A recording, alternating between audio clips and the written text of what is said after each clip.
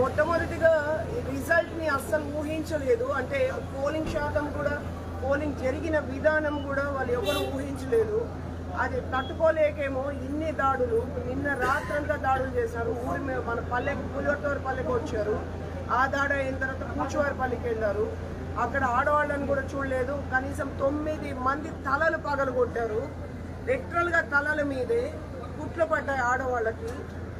అది సర్దుమనడానికి వాళ్ళ కార్లు వాళ్లే కాల్చుకొని మన పైన కేసు. నిన్న రాత్రి 7 గంటల నుంచి పోలింగ్ అయిపోయిన తర్వాత నుంచి ఇన్ని దాడులు.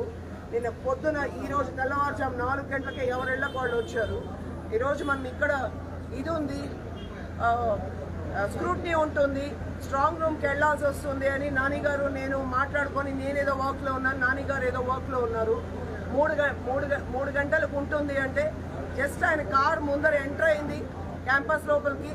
ఎవరెవరో మనుషులు ఉన్నారు, మన కార్యకర్తలు ఏమో మాట్లాడుతూ ఉన్నారని నేను ఎగ్జిట్, అంటే ఆయన ఎంట్రీలో ఎంటర్ అయినారు యూనివర్సిటీ లోపలికి. నేను ఎగ్జిట్లో నుంచి ఎంటర్ అయ్యి మన కార్యకర్తలు ఏదైనా పాస్ అయిపోయినా, మా నాన్న కాల్ చేస్తే కానీ తెలియలేదు ఆయన మీద అటాక్ జరిగిందని.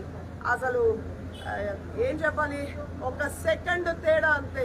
గన్మ్యాన్ దాన్ని మా ప్రైవేట్ సెక్యూరిటీ అబ్బాయి కాపాడబట్టి ఆయన కింద పడిపోయినారు. ఆయన పొరపాటున వాడు గొడ్డలు తీసుకుని, వాడు సమ్మెట, పెద్ద సమ్మెట.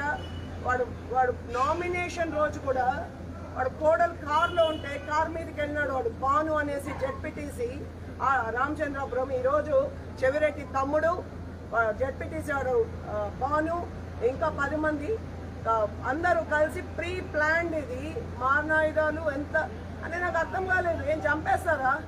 అంత అవసరం ఏమొచ్చిందని, అంత అవసరం ఏముంది?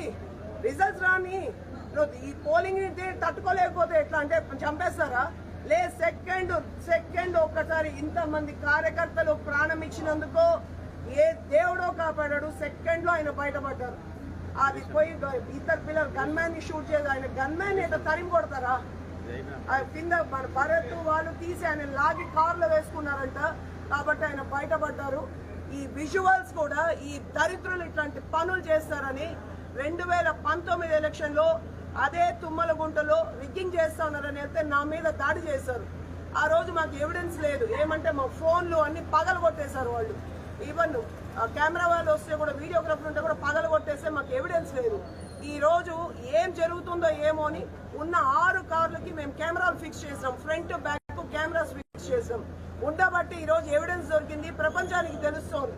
లేకపోతే అక్కడ కెమెరాలు కూడా లేవు. ఆ ప్రపంచానికి ఏమో దాడి చేసినారు, గుర్తు తెలియని వ్యక్తులు అని చెప్పుకొని ఉంటారు. రఘు చెవిరెడ్డి తమ్ముడు ఓ పక్క క్యాండిడేట్, వాడు లోపల ఉంటాడు. వాడు ఏమి తెలియనట్టు అక్కడ నటన, నన్ను ఇన్సల్ట్ చేస్తాడు. వాడి వయసు ఎంత అనేసి నన్ను ఇన్సల్ట్ చేస్తాడు. నేను ఇది ఏదో డైవర్ట్ చేయడానికి చేస్తున్నారు. నిన్న నైట్ డైవర్ట్ చేస్తున్నారు. ఈవీఎంస్ అంతా ఓపెన్ గా ఉన్నాయి అక్కడ. ఈ రోజు ట్రక్ లో నుంచి అక్కడ వెటర్నరీ కాలేజ్ నుంచి ఇక్కడికి తెచ్చేటప్పుడు మాకు ఇంటిమేషన్ లేకుండా తీసుకుని వచ్చారు. బాక్సెస్ అన్ని లాక్ లేకుండా తీసుకుని వచ్చారు ఆ బాక్స్లన్నీ.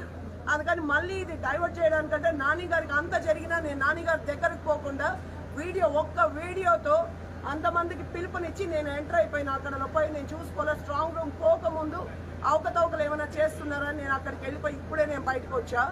నాకు అర్థం కాంది, రౌడీజం మాకు రాదా, చేత కాదా? 2000 మంది ఒక చిన్న వీడియోతో 5 నిమిషాల్లో 2000 మంది వచ్చి అక్కడ మహిళా యూనివర్సిటీ ముందు రోడ్డు మీద వచ్చిన వాళ్ళు, అదే 2000 మంది చెవిరెడ్డి ఇంటి మీదకి పోతే ఒక్కడు బ్రతుకుతాడా? వాడు ఇంట్లో ఒక్కడు బ్రతుకుతాడా? వాడు మాకు చేత కాదు అవన్నీ. అయితే ప్రాణం మీద తెచ్చేంత ఏం అవసరం ఉంది? నువ్వు 2 సార్లు పదవి అనుభవించినాడు కదా ఆ మనిషి, 2 పదవి అనుభవించినాడు కదా, ప్రాణం మీదకి తెస్తారా? లేదు. దీన్ని ఎంత బాధాకరమైన విషయం అంటే గన్మ్యాన్ మీద అటాక్ చేశారు. అన్న సారీ, ఆవేశము అన్న చెప్పండి.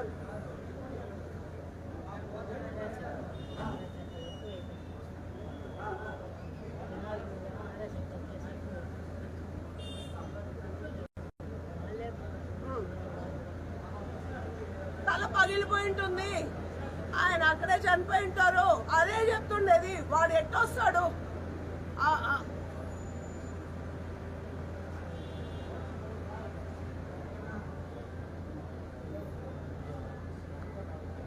గెలుస్తారని వాళ్ళ తట్టుకోలేక నేను అదే చెప్తున్నాను. 4వ తేదీ వరకు వెయిట్ చేయి. నువ్వు మనకు తెలియదు కదా, ఎవరికి ఓట్లేసినారో కూడా తెలియదు కదా. నీకు అంత ఆలోచన ఒక వ్యక్తిని చంపేంత అవసరం నీకేముంది? నువ్వు 4వ తేదీ వరకు కూడా వెయిట్ చేయలేవా? మా పైన ఆయన చంపాలన్న ఆలోచన నా కుటుంబానికి ఎట్టొచ్చింది? ప్రీ ప్లాన్డ్ కదా అది. నాన్నేమో ఒంగోలులో కూర్చుంటాడు, కొడుకేమో ఏమీ తెలియని యూనివర్సిటీ లోపల ఉన్నాడు, వాడు తమ్ముడేమో గేట్ దగ్గర వస్తాడు. ఈ ప్రీ ప్లాన్డ్ కదా. చంపాల్సిన అవసరం మేము ఆలోచన ఎట్టొస్తుంది వాడికి? ఆలోచన ఎట్టొస్తుందన్నా? పట్టయిందా?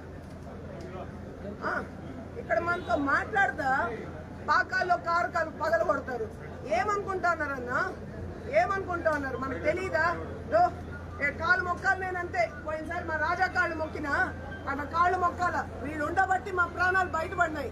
ఆ రోజు కూడా రాజా ఉండబట్టి నేను నా ప్రాణాలతో బయటపడినా. అసలు ఒక వ్యక్తిని చంపండి ఏం చేతగాని వాళ్ళు ఉన్నారా? ఒక్క మాట చెప్తే చచ్చిపోతారు మీరందరూ. మీ కుటుంబమే చచ్చిపోతుంది ఒక్క మాట వీళ్ళకి చెప్తే. కాలేజ్ దగ్గర నాని గారికి వచ్చిన 2000 మంది నీ ఊరు మీద పడ్డారంటే అందరు చచ్చిపోతారు, నీ కుటుంబమే ఉండదు. ఏమనుకుంటున్నారు అసలు? ఇప్పుడు చెప్తున్నాం, ఎస్పీ గారు ఇంతవరకు యాక్షన్ తీసుకోలేదు. వాళ్ళ ఎస్ఐ తల పగలు కొట్టారు, ఎంఆర్పల్లి సిఐది యాక్షన్ లేదు. వాళ్ళు ఏమి కేసు రిజిస్టర్ చేయాల్సిన పని లేదు. ఒక పోలీస్ అటాక్ చేస్తే సుమోటోగా ఎవరిని అరెస్ట్ చేయరా? ఎవరిని అరెస్ట్ చేయలేదు ఇంతవరకు. ఎస్పీ సిగ్గుపడాలనే చెప్తుంటా. సిగ్గుపడాలి ఎస్పీ. గన్మ్యాన్ ని కొట్టారు అంటే వాళ్ళు కొడతా ఉంటే చూసుకొని ఉంటారు వాళ్ళు. ఏం యాక్షన్ తీసుకోరా వీళ్ళు? మమ్మల్ని కాపాడకపోయింది డిపార్ట్మెంట్ కొడతా ఉంటే సిగ్గుగా లేదా? ఎస్పీ గారు మేల్కోండి. మేల్కోకపోతే రేపు పొద్దున్న చంద్రగిరి అంతా వచ్చి రోడ్డు మీద కూర్చుంటాం. ఎంత మంది పైన నువ్వు లాఠీ చార్జ్ చేస్తావు వచ్చి? లేదు ఎంత మంది పైన పత్రికా విలేకరులు కొడతావా? కొడతా ఉంటే నీకు సిగ్గుగా లేదా? ఉంటారా? పోలీసుల్ని, పత్రికా విలేకరులని, చంద్రగిరి ప్రజలని అందరి కోసం కాపాడడం కదా రేపు మేము రోడ్ ఎక్కుతాం. ఈ లోపల అరెస్ట్ చేసి వాళ్ళని రిమాండ్ పంపించినారా సరిపోయింది. రేపు మొత్తం అంతా రోడ్ ఎక్కుతాం. ఎంతమంది పైన లాఠీ చార్జ్ చేస్తే వచ్చేసుకోపో.